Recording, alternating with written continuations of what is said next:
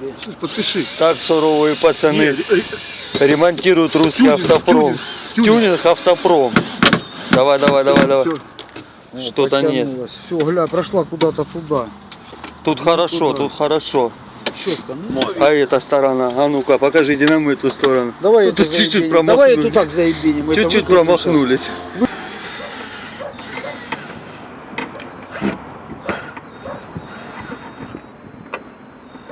Главное направить, Ваня. щас. Пошла. Пошла, давай. Во. Все, Ну и все.